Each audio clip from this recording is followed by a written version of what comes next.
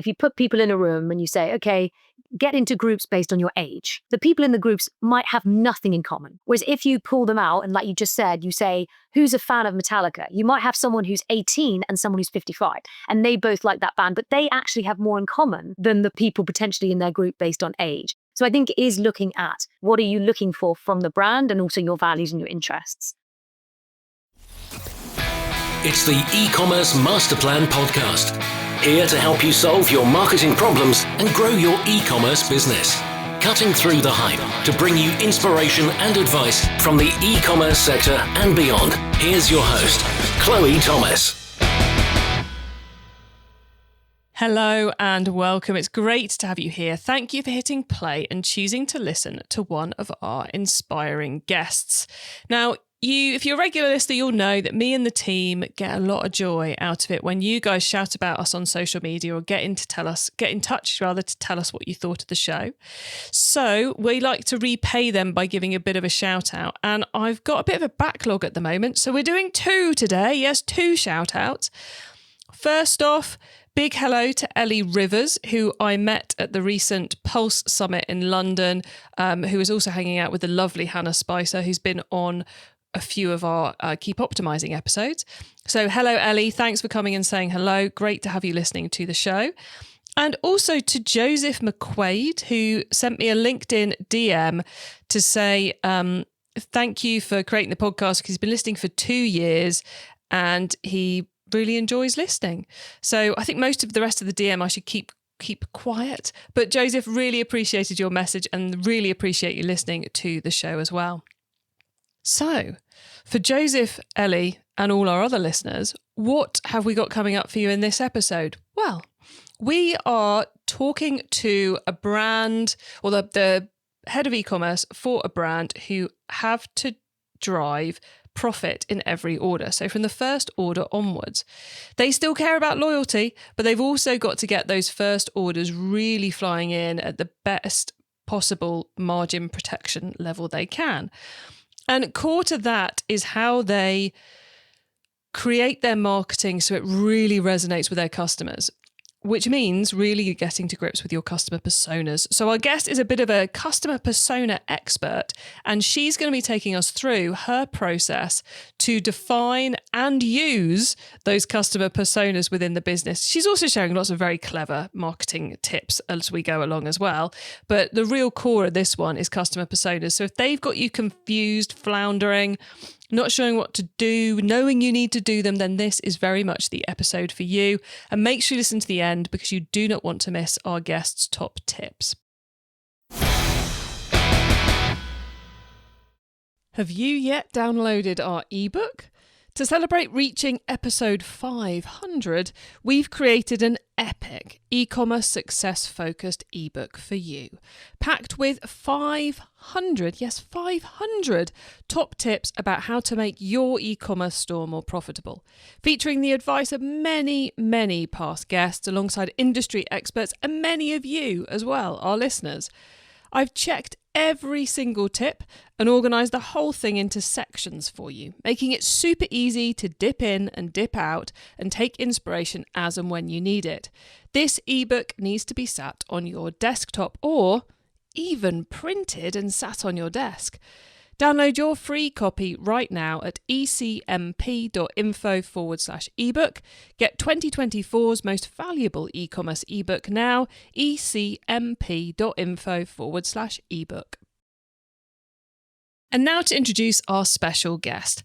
Frederica Watson is the head of e-commerce at UK beauty brand Nip Fab. Founded over 10 years ago, they sell via their Shopify store and wholesale, and the D2C e-commerce site has a 7-figure turnover. Hello, Frederica. Hello, thank you for having me. Very cool to have you on the show. How did you end up in the wonderful world of e-commerce? I always like to say that I fell into e-commerce because I didn't study marketing. Like a lot of people, I think, in the industry, it's something that not necessarily you did at university. So I studied law and linguistics, but I had a passion for fashion and beauty. And so I ended up interning for a company, and they didn't have anyone doing their website, their digital marketing. So as these things go, you sort of take on that role. And that's how it all happened. So happenstance, but a fantastic opportunity arose and I took it. So. It is one of those weird things back in the day. It was like, oh, e-commerce, let's give it to the intern. Yeah, exactly. Can you imagine that now? So mad, but made total sense. That's a bit complicated. Young people understand these things. Absolutely. Yeah, I did get called the go in IT for a while and I thought, well, not really, but okay. I think half my relatives still think I work in IT because that's just how it's been explained. Yeah. Anyway, before we go down that little rabbit hole, you're now working at the very cool brand Nip Fab. Tell us a bit more about it, because I just said UK beauty brand, which really barely explains it at all. So tell us a bit more about Nip Fab and the products, please. So the Rodial group owns two brands, Rodial and Nip Fab. Rodial is a sort of more luxury skincare and makeup brand founded by Maria Hatzistefanis, who's still our founder, still in the business today. And she wanted to bring a brand that was more affordable, bringing still those kind of top quality ingredients, but to the high street. And actually at the time, over 10 years ago, there weren't as many brands offering those sort of, glycolic acid, salicylic acid, those sort of key ingredients, but on the high street that you can buy, self-select in Boots, Superdrug. So she really was one of the first. There are so many brands now. It's just a completely different landscape. But the brand really is focused on bringing those key ingredients to the consumer in an easy way, easy to understand. You say, actually, I need to brighten my skin. I'm going to go for vitamin C. I might need to exfoliate. I'll go for glycolic acid. So it really gives you different ranges for your different concerns. We always say we're a concern-based brand rather than just, I'm going to apply a cream and it might make my skin feel nice. It's more about, okay, well, actually, I have breakouts or I have fine lines or there's something you want to address, you come to Nip Fab for it. And we have really a massive customer base, all the way from our teen skin line that actually parents buy really for their teenagers, all the way up to, women in their 60s and 70s who are, battling other type of skin concerns. So it's sort of a blessing and a curse, which we can talk about, I'm sure, in terms of marketing, not having that kind of one core demographic, but also, you can sell to everyone. So, you can have it in the bathroom and everyone in the family can use the product. So I think that's also really interesting as a proposition. Very cool. And you're based in the UK. Are you selling globally or just in the UK? Yes, absolutely. So the website sells globally. The UK is definitely still our biggest market, but we're expanding into Europe with launches in store in the Netherlands and Belgium. So now that's obviously become more of a priority online as well. And then the US as well makes up, a small piece of the pie. Got you. And what does the team look like? I guess you've got the e-commerce team and you've got the different brand teams. Is it completely split, the wholesale and the e-commerce, or are you all together? We work closely, which I think really helps. I have a really good relationship with the sales team.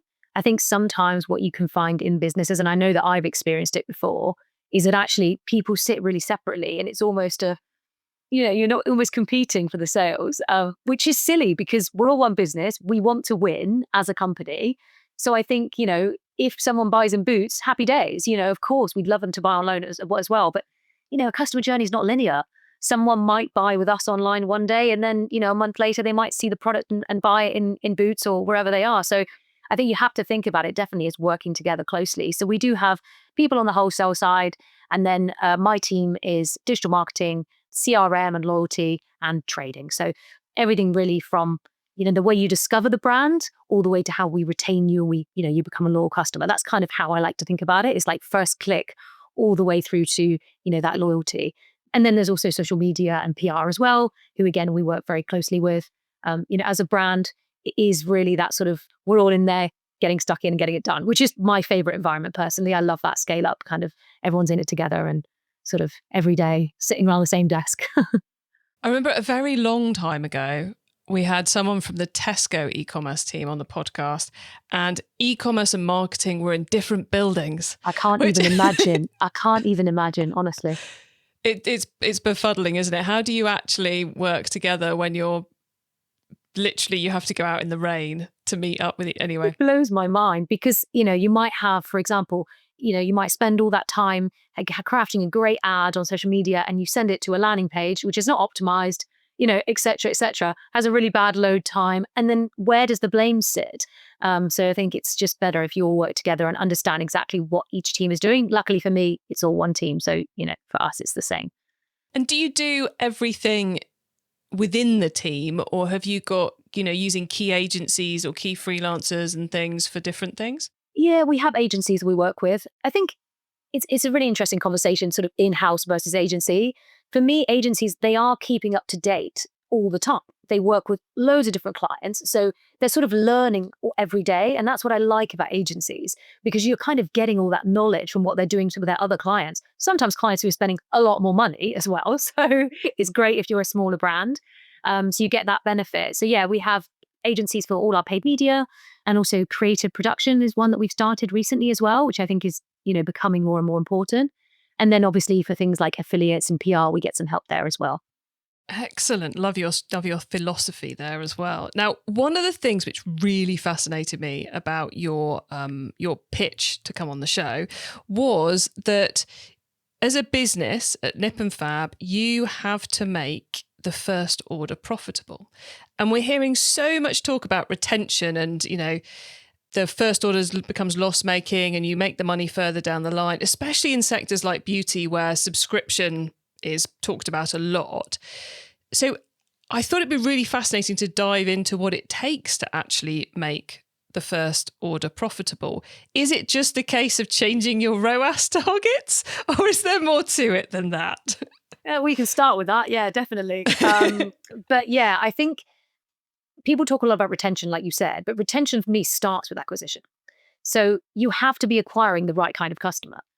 Not everybody is going to want to subscribe at the end of the day, and not every brand is made for that. You might be going after a customer in their 20s who is going to want to buy a different beauty product every month just because that's what they want to do. They don't necessarily want the same thing over and over again, which is why actually thinking about who you're going after as a customer and who you're looking to acquire will help you later down the line. Is this a customer that is more likely to repeat again? They have a higher propensity to repeat. And that's why for me, it all started really with understanding when I started working for the brand, actually, who is the customer that we want to go after? Forget who we have now. We can definitely look at our current customer base, but also who are we sort of hoping to acquire that we think will be a loyal customer and will be with us for the long term.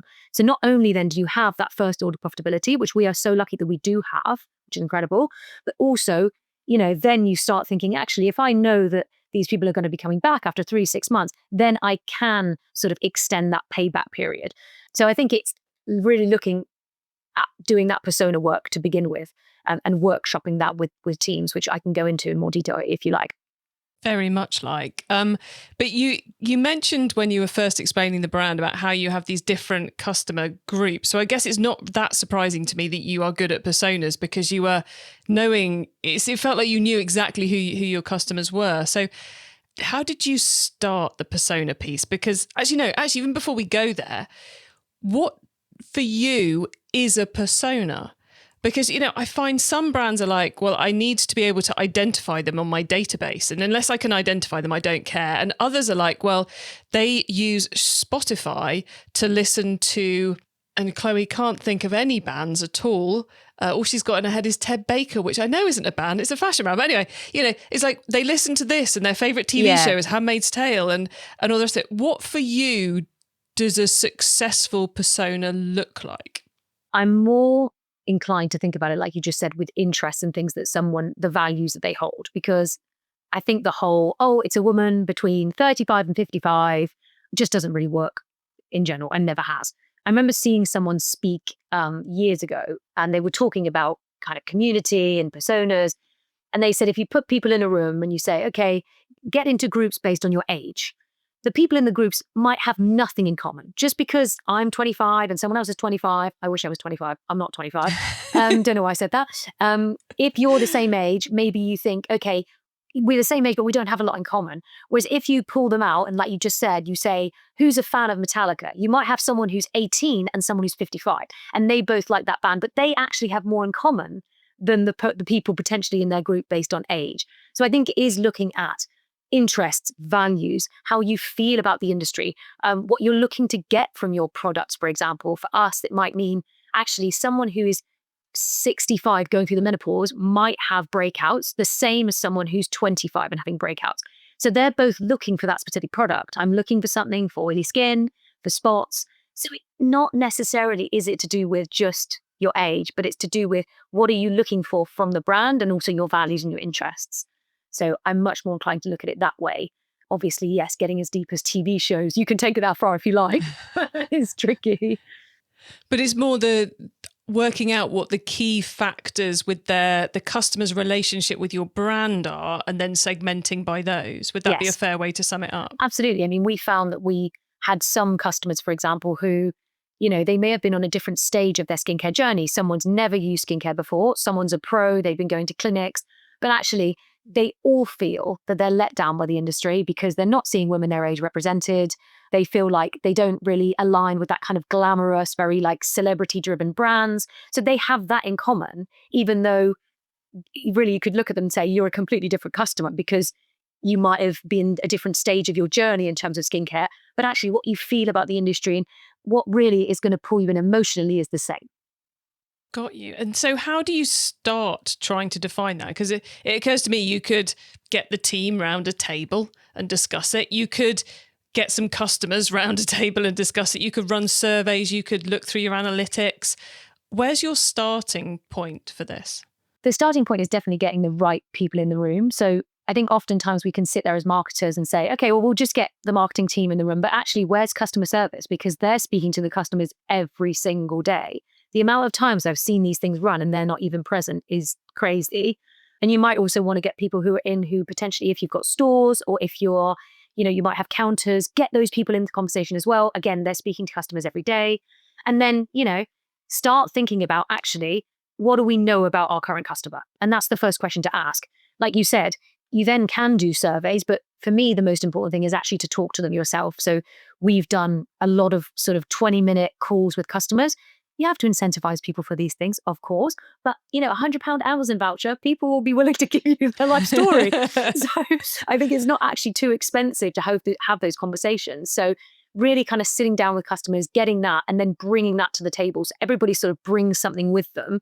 This is what I've learned. And actually, that's when we started to see the similarities. Oh, we've got people saying this when they're emailing in. We had someone say that in the survey or potentially on a call. So I think it's about getting the information and bringing it to the table with the right people in the room. I think that's a good starting point. And then you can kind of start going through sharing the information and seeing where those similarities, where's the crossover? Because that's where the magic is really for then acquiring new customers.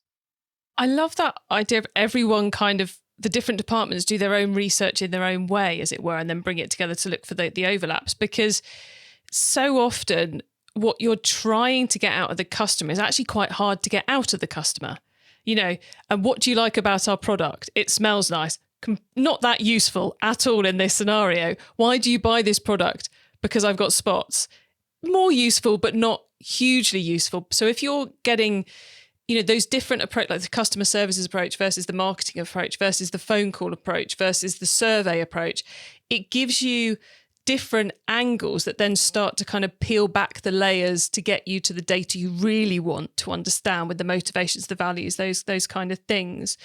How long does this process take? If you want to set up the interviews, yes, it takes longer because you've got to get into your custom database, understand the type of customers you want to reach out to. Maybe you're looking at people you want to find those really loyal people. That's fine. You can have a look at the database and set up those interviews. So, give yourself a month, 6 weeks, and then come together and you can put everything there. I mean, even things like getting ChatGPT to look at all your reviews and just go through everything and pick out those key trends. What are people saying that they love about the product? What are people saying potentially they don't like about the product? One of my key things is going to competitor websites. So for example, you might, if it's for beauty, you might go to boots.com and have a look at the negative things people are saying about your competitors. So what do they not like about those products? Because you might start to understand more about that consumer as well. So yeah, even that from a perspective of just, that's a quick one that you could just do in a day easily. But if you want to do the whole piece, then yes, absolutely, it's going to take some time to bring all that together. But it's worth it in the end because having those video recorded interviews as well that everybody can watch back, that's more of a conversation. People are more willing to give you information. Like you said, a survey answer, you don't get a lot, when you're actually conversing with the person and you understand their desires, their wants, potentially how they're frustrated by other brands or other, parts of the industry, that is just gold to me, really. So we're talking a process that takes weeks rather than months and months.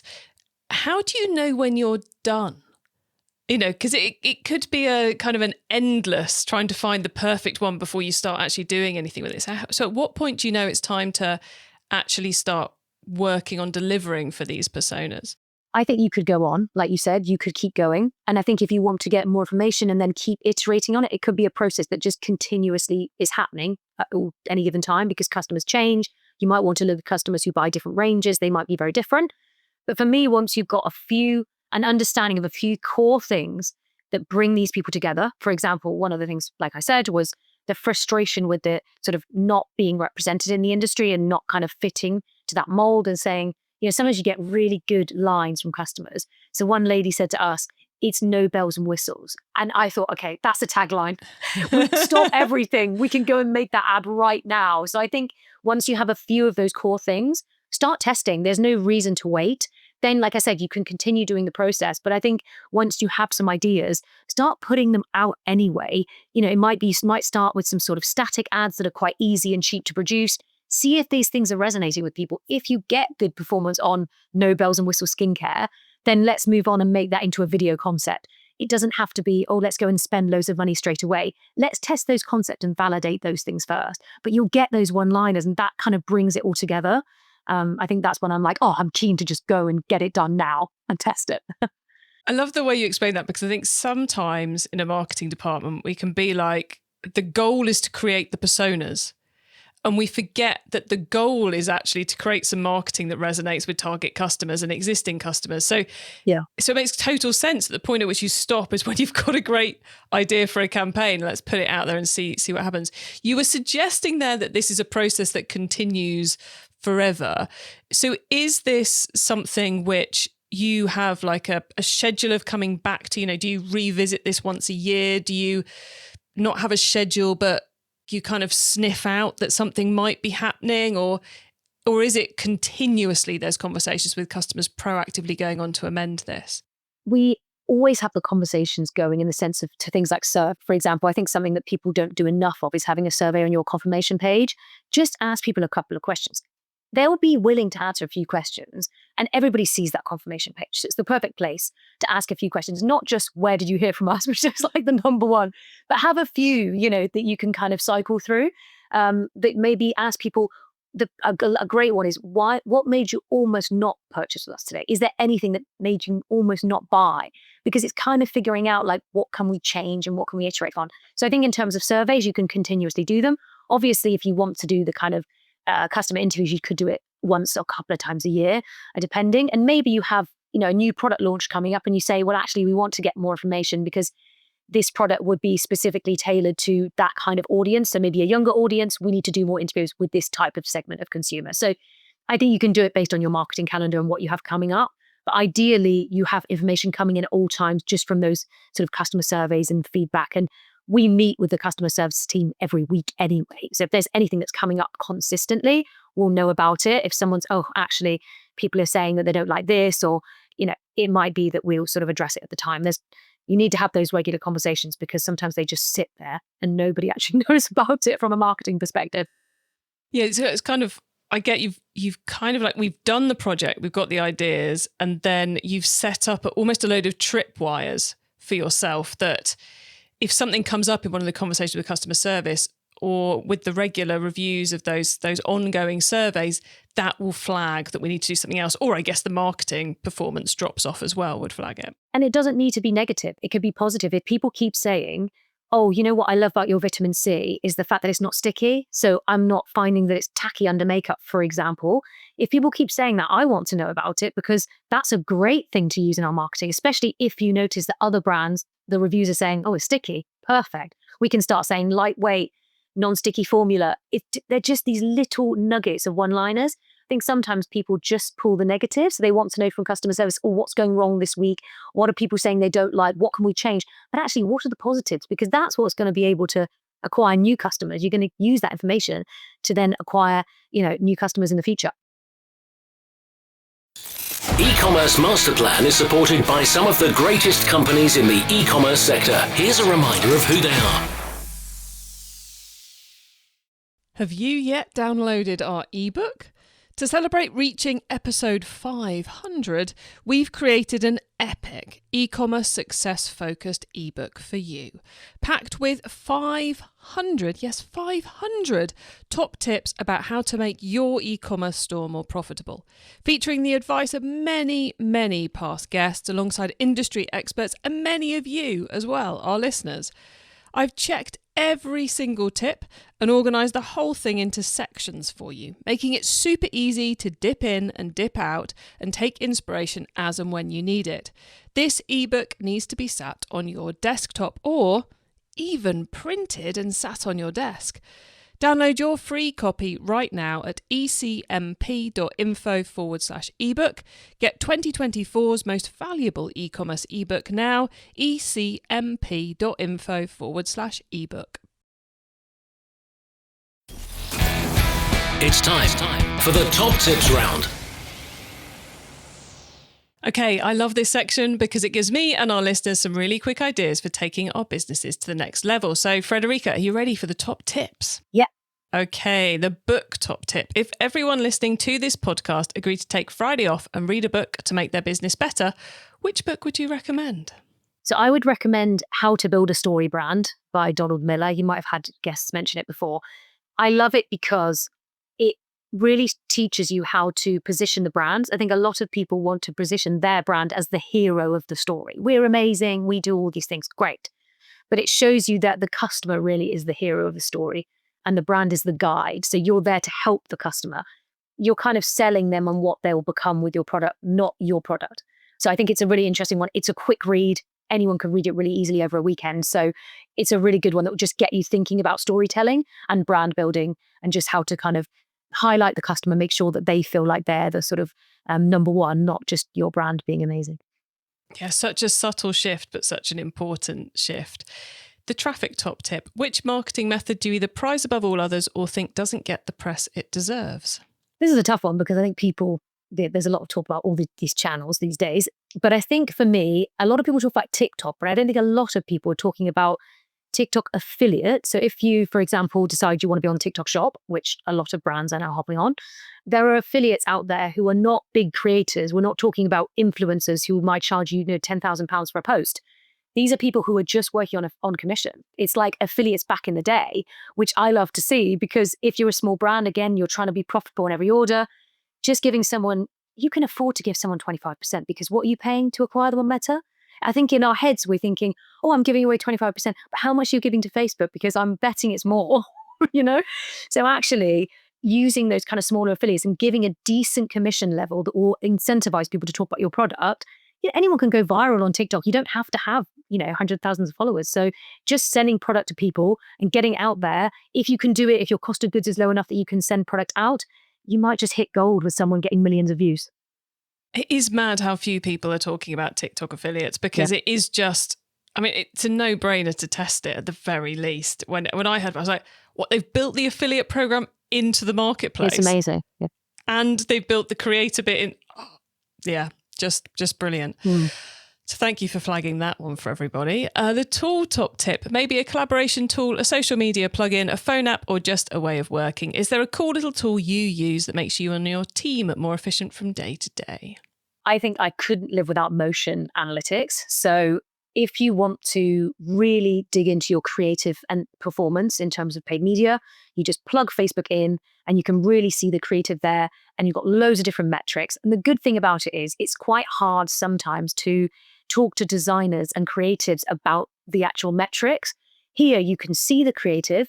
Underneath it will tell you, the customer acquisition cost, the ROAS, also things like hook rate, thumb stop rate, the more of those creative based metrics. And it just helps creative teams to say, oh, okay, that was really good because the first 3 seconds really grabbed people. Let's try and iterate on that. We'll change the rest of it because maybe it's not holding people further in the creative, but the hook was great. So how can we change that? And you can kind of share sort of screenshots and you can link people to so you can sort of share it with different teams. It's fantastic. If you really want to look at creative analysis and take it seriously, it's so much easier than trying to go into the ads platform, especially for people who aren't using, Facebook Ads Manager every day. Got you. And it's called Motion Analytics. Motion. Yes. I shall have to go and look at that one. Not come across that one before, but it sounds brilliant. The carbon top tip. What's your favourite way to reduce the carbon footprint of an e-commerce store? I think it can be as simple as thinking about the size of packaging. So a lot of times I do a lot of online shopping, unsurprisingly. It's all research, competitor research. That's what I tell myself. And sometimes they come in big boxes and it's one product. And I'm thinking, well, that was just a waste. You can get really good sort of sustainable envelopes, padded envelopes now that can go through someone's letterbox, easier for them as well because they might not be in. We sell some small products. It might be a small bottle. It might be, sheet masks. Think about how you can actually reduce the size of the packaging and then look at a sustainable way to do that, because it doesn't necessarily need to be the same size box for every order. I understand, obviously, you have to order more packaging, but actually it's going to save you money in the long term and it's going to be better for the planet. So it is crazy how much potential financial and waste saving can be in just streamlining your packaging activity. Yeah, there's always more weight, money, air, and materials to be taken out of packaging. Almost. Absolutely. Yeah. Frederica, before we say goodbye, could you please let the listeners know where they can find you and your business on the web and social? Yeah, so we're Nip Fab on everything. So you can find us on Instagram, TikTok, and www.nipandfab.com. So go and have a look at the skincare and let me know how it goes. Brilliant. Thank you very much. And Frederica, thank you so much for coming on the podcast. You've clearly got customer personas nailed and so few have. So very, very kind of you to share your insights into creating them and working with them. So thank you very much for being on the podcast. Thank you for having me.